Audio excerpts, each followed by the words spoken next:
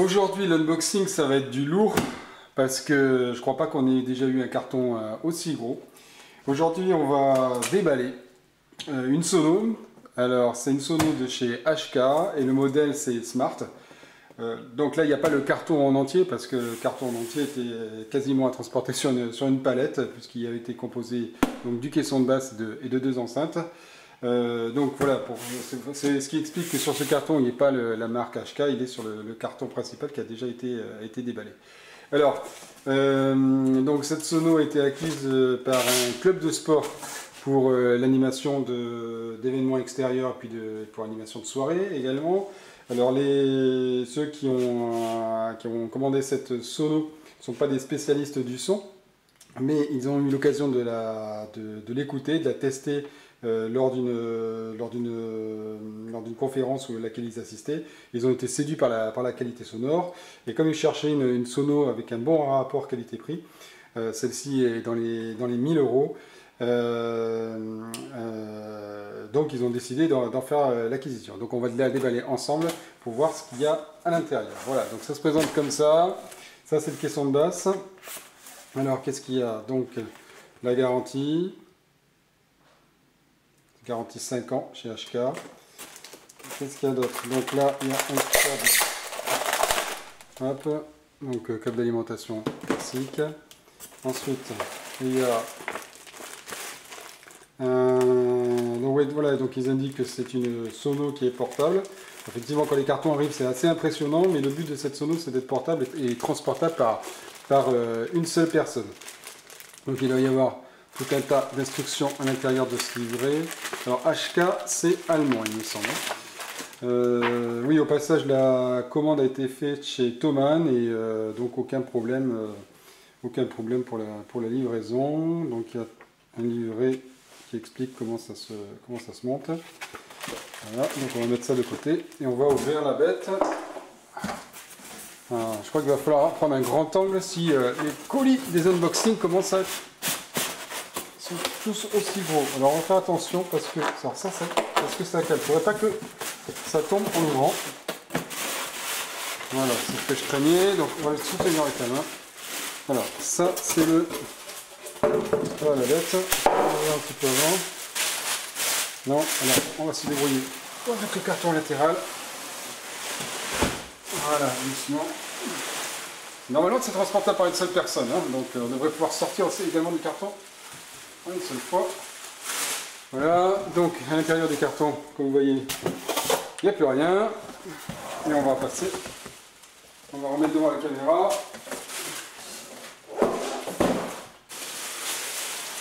Voilà l'engin. Alors chez HK, ça se présente comment? Voilà, donc finition très professionnelle. Vous voyez, il y a du grain là sur le revêtement, ça permet d'agripper. Voilà, la mousse devant, le logo HK. Ouais, donc c'est quand même du bel ouvrage et assez conséquent. Il faudrait prendre la balance pour voir combien ça pèse. Et voici le caisson. Donc c'est pas forcément du caisson à mettre dans sa salle à manger pour faire du home cinéma, hein, parce que si je vous mets à titre de comparaison une petite... on va prendre une pile à côté pour que vous ayez bien la comparaison de distance. Hein. Vous voyez que... hop, on va la mettre ici, la pile. Voilà, donc la partie la plus intéressante, c'est l'arrière. Donc avec... le gain pour le micro, le gain pour l'entrée line, le gain pour les auxiliaires, je vous le montrerai après un peu plus en détail. Ensuite il y a une balance, bon c'est pas une table de mixage mais il y a quand même quelques premiers réglages qui sont possibles de faire. Et puis donc le volume général du du caisson de basse. Voilà, donc de près, voilà ce que ça donne ici. Donc il y a un témoin de signal, on peut passer en stéréo ou mono. Alors au toucher, les boutons sont très agréables et il y a un cran au milieu, sur la position du milieu, pas ici, ici non plus, mais sur ces deux boutons il y a un cran. Et par contre ils ne sont pas crantés au niveau du réglage. Donc la stéréo, la mono et ground. Donc certainement que si ce caisson est posé sur le sol, il faut l'enfoncer. Il faut le laisser ouvert et que si par contre il est soulevé et posé quelque part, on l'enfonce. Voilà, donc on fera un test tout à l'heure quand il sera branché, si on a de la place. Et voici les entrées. Donc entrée XLR pour le micro, des prises Cinch pour les auxiliaires, une possibilité de sortie. Il n'y a pas que des entrées d'ailleurs, il y a aussi une sortie Cinch. Et là, donc ça c'est dans des câbles en Speak-On, je crois que c'est comme ça qu'on dit, et qui vont alimenter les enceintes. Oui, j'ai oublié de dire que ça c'est un kit actif, hein. C'est-à-dire qu'il n'y a pas besoin d'amplificateur. Il suffit juste de brancher par exemple une table de mixage directement ici. Et il n'y a pas besoin d'ampli et le son se fait tout seul, quoi. Et produit tout seul. Voilà. Non, j'ai dit une bêtise parce que ça c'était les lines, donc là c'est du son qui rentre et c'est c'est pas du XLR, c'est du Speak-On aussi. Non, c'est du XLR. C'est du XLR, autant pour moi. Non, c'est du XLR. Et là voilà, ça ce sont les prises de Speak-On qui sont ici et qui vont alimenter les enceintes. Voilà, la prise de courant on-off et un espace pour le fusible. Voilà, donc on va regarder, on va mettre à côté les deux. On va leur mettre dans l'autre sens, c'est plus joli. À côté. Ah oui, alors les trous là, sur le côté, bah, ils peuvent servir de poignée. Je viens de m'en apercevoir parce que c'est renforcé. Et je ne sais pas si ça a une utilité acoustique, mais en tout cas, c'est bien pratique pour le transport sur le côté. Je m'en aperçois maintenant. Voilà, maintenant on va défaire les enceintes et voir ce que ça donne à côté. Voilà, un carton beaucoup moins imposant pour les enceintes, puisque le carton fait la taille du caisson de basse. Alors là aussi, hein, c'est un carton qui était dans le grand carton HK, donc il n'y a pas de logo. On va faire attention à la temps. Voilà. Voilà les enceintes.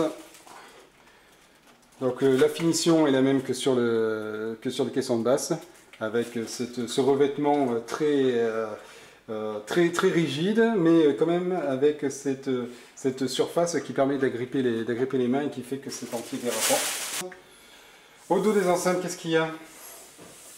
Eh bien, uniquement l'entrée du câble Speak-On qui part du caisson de basse et qui arrive sur les enceintes. Donc vous avez remarqué que dans ces deux cartons, il n'y avait pas de câble, enfin, à part le câble d'alimentation électrique, il n'y a aucun câble qui est fourni, ni câble d'auxiliaire, ni câble pour les enceintes.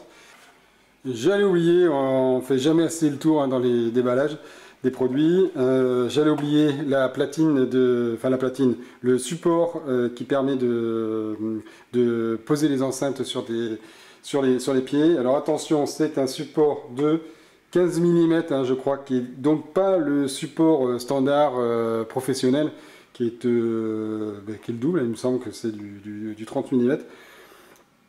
Donc si vous prenez des trépieds, si vous avez déjà des trépieds professionnels, je crois qu'il est assez difficile d'avoir des réducteurs. On peut avoir des augmentateurs de taille, mais des réducteurs de taille c'est assez difficile, donc il faut prévoir dès le départ une commande de pieds qui s'adapte sur ce modèle Smart. Une fois monté, voici ce que donne le HK Lucas Smart, avec un encombrement tout à fait raisonnable. Voilà, les enceintes rentrent parfaitement sur les tubes des trépieds. Et voilà, là, le caisson est posé au sol. Donc même si ça ne va pas donner grand chose, on va quand même pour le plaisir, l'allumer et voilà. On a entendu un petit ronflement à l'allumage et le tester avec un iPhone branché sur la prise auxiliaire. Hop.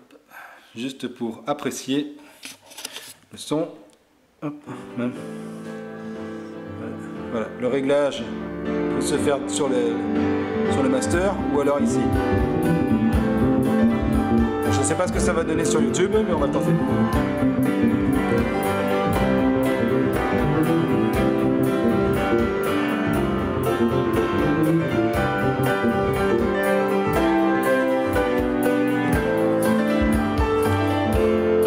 Bon, alors ça s'entend peut-être pas sur YouTube, mais je peux vous garantir que la qualité de son est excellente.